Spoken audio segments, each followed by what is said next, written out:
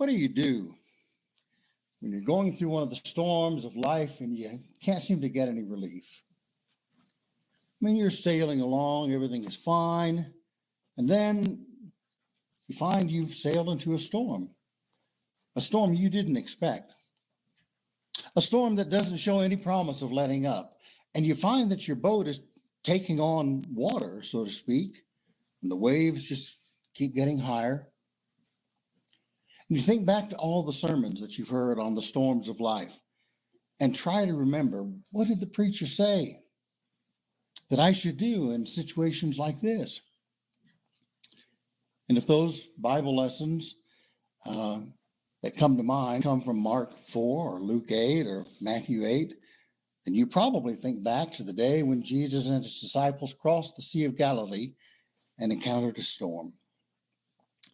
Mark 4:35, and following that day, when evening came, he said to his disciples, "Let us go over to the other side."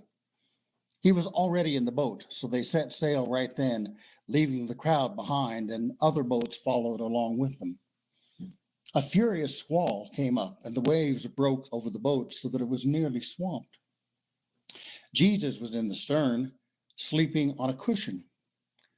The disciples woke him and said to him, "Teacher, don't you care if we drown?" He got up and rebuked the wind and the waves, saying, "Peace, be still." Then the wind died down and it was completely calm. He said to his disciples, "Why are you so afraid? Do you still have no faith?" They were terrified and asked each other, "Who is this that even the wind and the waves obey him?" Now, you've heard a number of lessons on this text, most of which focus on the authority of Christ over the elements and on the unbelief of the apostles. If only they had had more faith, the preacher intones, while his feet are planted firmly on dry ground during the day, miles from sea, in fair weather. If only they had had more faith. They'd have realized that they had the master of ocean and earth and skies aboard their ship, and they would have reacted differently to the storm. So when the storms of life come, just remember, Jesus is right there in the boat with you, and he'll see you through the storm. Just pray to him. Just turn the helm over to him. Just have faith in him. The storm will subside. And that's a good lesson as far as it goes. However, that lesson has certain shortcomings, chief among which is that it characterizes the storm in terms of general external adversity, in terms of the storm being incidental. That is, that when we think of the storm which arises in Mark 4, we tend to think of it simply of it being a weather phenomenon, an act of nature. After all, storms come and go. That's just the way things are. God sends the rain to fall on the good and the evil alike. And what happened in Mark 4 is simply that the boat on which Jesus and the apostles were aboard sailed into a storm. It's not an uncommon occurrence. Several of the apostles were experienced mariners. They knew how to handle storms. The Bible doesn't say which of the apostles panicked and woke Jesus up. It probably wasn't Peter, Andrew, James, or John. They were experienced seagoers. They weren't afraid of the sea. It could have been Thaddeus. He was the youngest, by all reports, probably 15 or so. It could have been Matthew. He wasn't a sailor. He was a tax collector. He had no business on the sea. The point is that in this incident, the storm was just a storm like any other storm, though perhaps this one was exceptionally violent. But as soon as they took the matter to the Lord took the storm to task and everything was fine. And why? Because Jesus is Lord over creation and he commands the elements. Ta-da! But folks, as you well know, it isn't always quite that simple. I know that I've had storms in my life that did not pass as soon as I called on the Lord and asked him to calm the storm. There have been times when I have really wondered why the storm persisted, why the storm went on for so long. You ever had that happen? You ever been through a storm that comes and stays and stays and stays? And just as soon as it looks like the roughest seas are behind you, you look and you see more waves on the horizon. And you open your Bible and you turn to Mark 4 or Luke 8 or Matthew 8, and you read the story of the calming of the sea.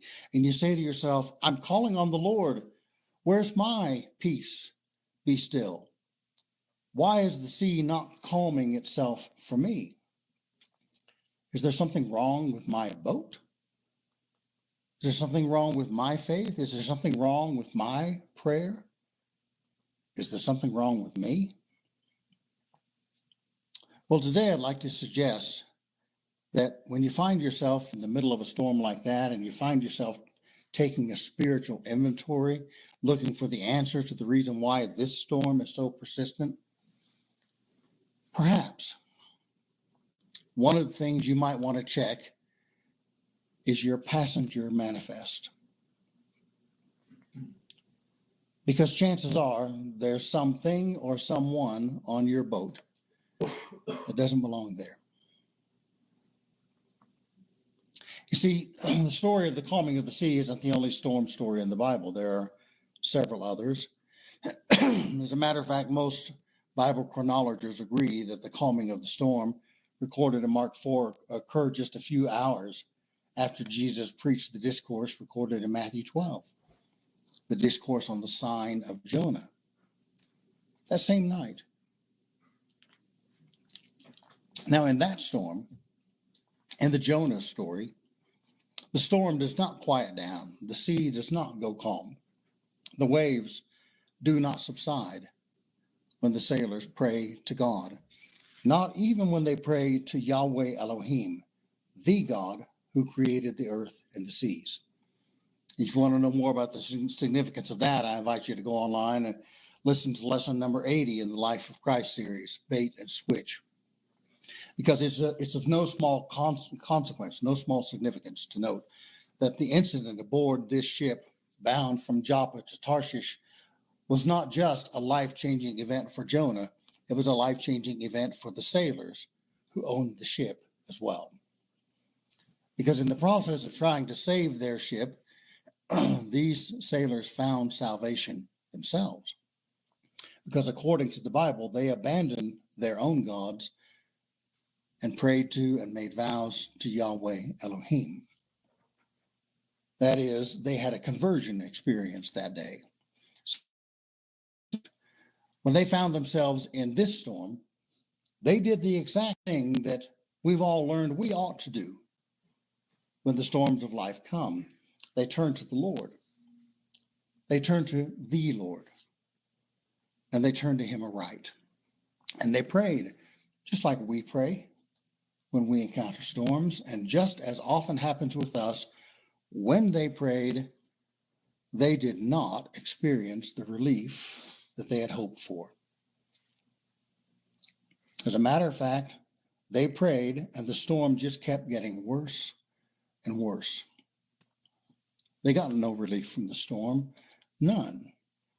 There was no peace, be still, until they threw Jonah overboard. You see, they had someone aboard their boat that didn't belong there. And until they said to him, get out of my boat, and then helped him to follow through with that directive by ministering to him with the laying on of hands, the winds kept right on blowing. The rains kept right on falling. The waves kept right on surging. Read with me, if you will, from Jonah 1, starting in verse 1. The word of the Lord came to Jonah, son of Amittai. Go to the great city of Nineveh and preach against it, because its wickedness has come up before me. Jonah ran away from the Lord and headed for Tarshish. He went down to Joppa, where he found a ship bound for that port. After paying the fare, he went aboard and sailed for Tarshish to flee from the Lord. Now, if you remember in Mark 4, Jesus said, let's get in this boat and go to the other side. Here, the word of the Lord, which I've explained in other lessons, is a reference to the pre-incarnate Christ. That's what comes to Jonah and says, go to Nineveh.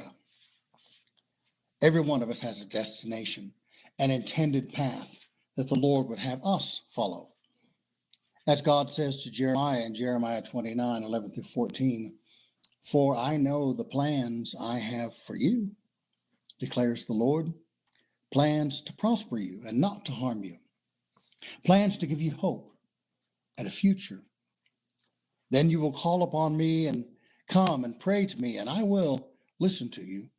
You will seek me and find me when you seek me with all your heart, and I will be found by you, declares the Lord.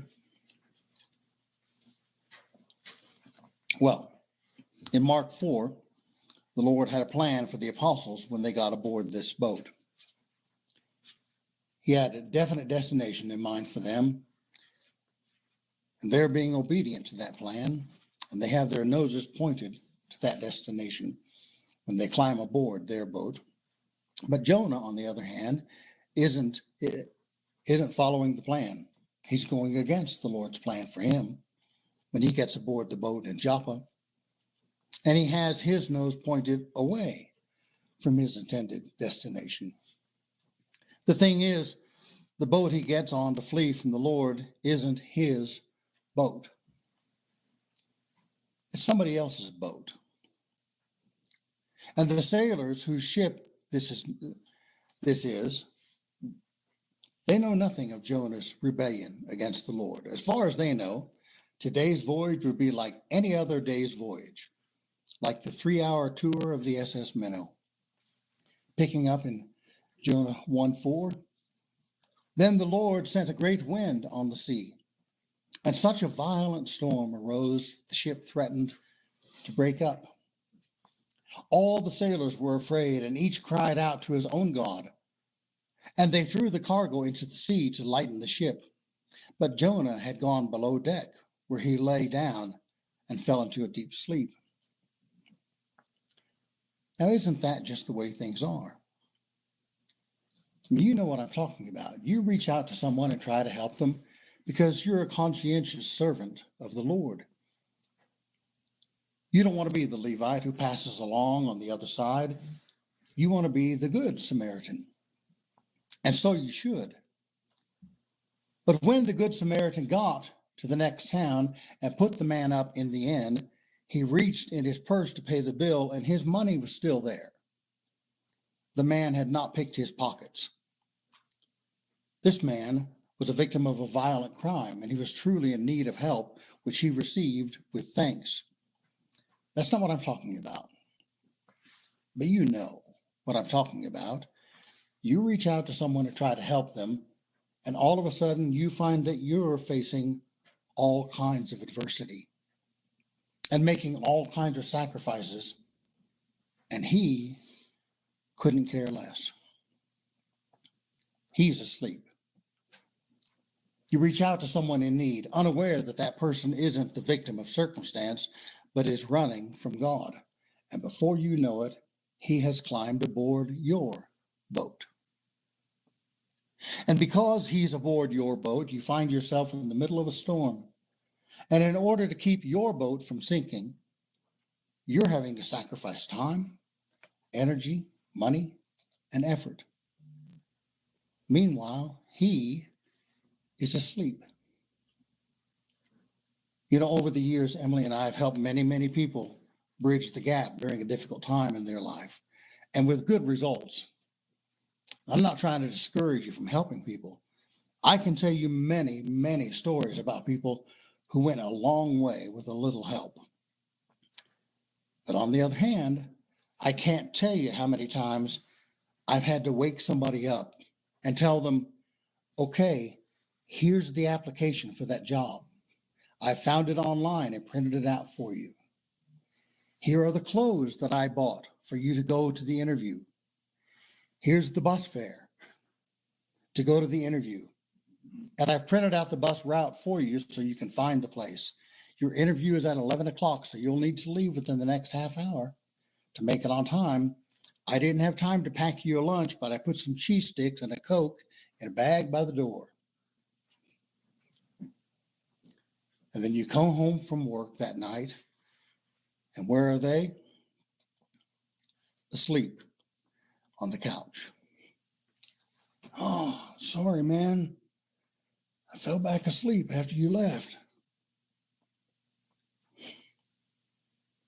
Well, here's Jonah asleep in the bottom of the boat while the sailors are jettisoning their own stuff to try to save the ship. Picking up in verse 6, the captain went to him and said, "How can you sleep? Get up and call on your God. Maybe he will take notice of us and we will not perish." The captain isn't a complete fool. He says, "Come on, you non-contributing zero. Get up and do something." But Jonah doesn't get up and do something. He remains inert. He does nothing. Verse 7, then the sailors said to each other, "Come, let us cast lots to find out who's responsible for this calamity." They cast lots, and the lot fell on Jonah. So they asked him, "Tell us, who is responsible for making all this trouble for us? What do you do? Where do you come from? What is your country? From what people are you?" He answered, "I am a Hebrew, and I worship the Lord, the God of heaven, who made the sea and the land." This terrified them, and they asked, "What have you done?" They knew he was running away from the Lord because he had already told them so. The sea was getting rougher and rougher, so they asked him, "What should we do to make the sea calm down for us?" "Pick me up and throw me into the sea," he replied, "and it will become calm. I know that it's my fault that this great storm has come upon you." Now, isn't that remarkable?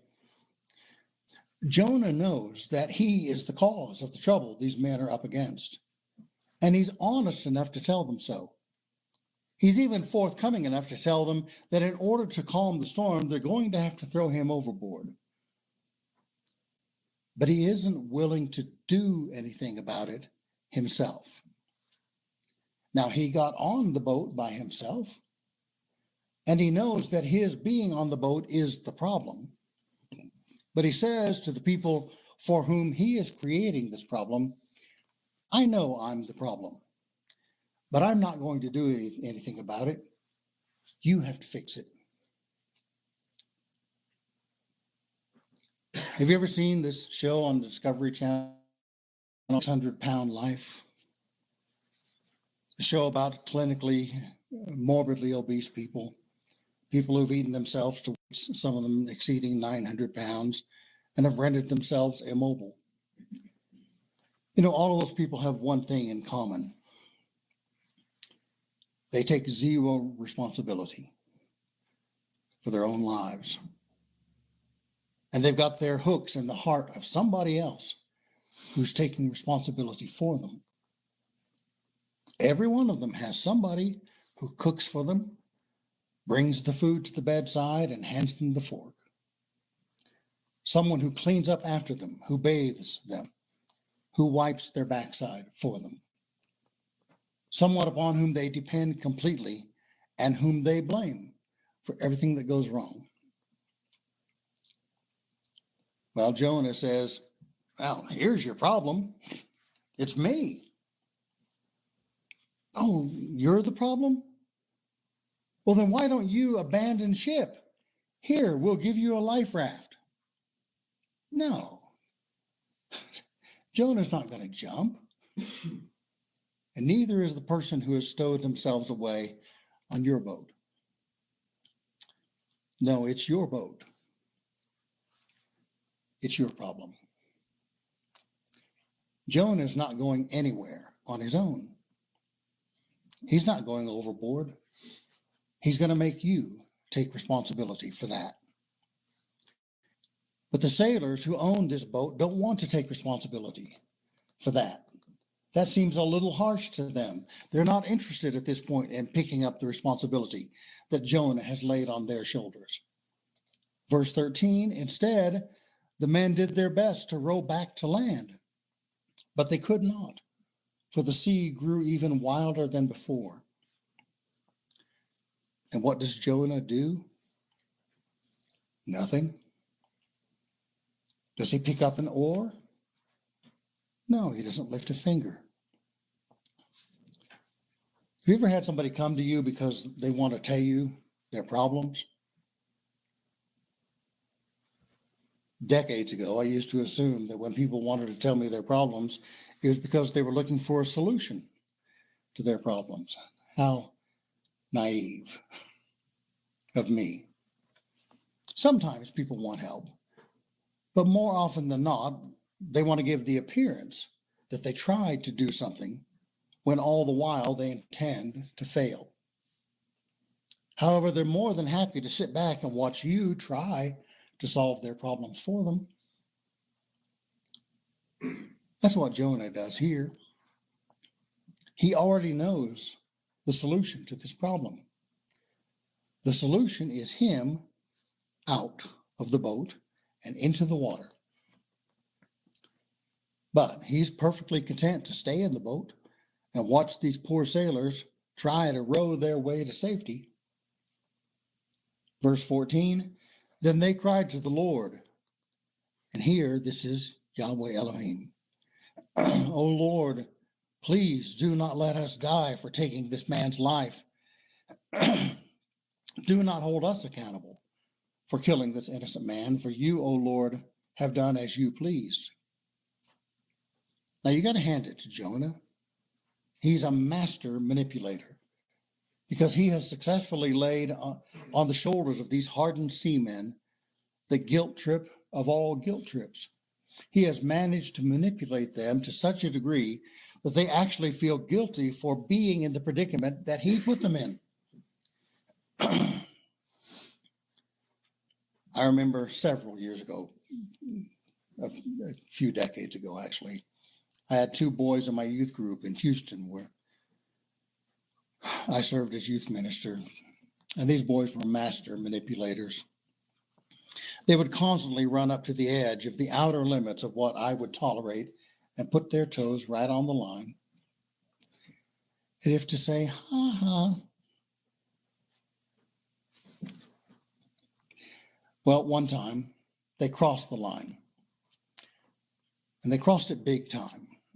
And I honestly don't remember exactly all the details of what they had done, except that, as I recall, in the course of one Saturday, they had gone joyriding in one of the church vans, had demolished a piece of furniture in our house, and had provided marijuana to one of the younger members of the youth group.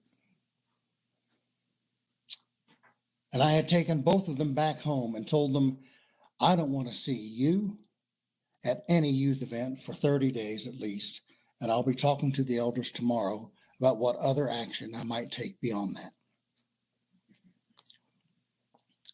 Well, the next morning when I arrived at the church building, they were both waiting for me at the church door, looking sheepish. And they said, Joe, we've been up all night talking and praying about it, and we've both decided we want to be baptized.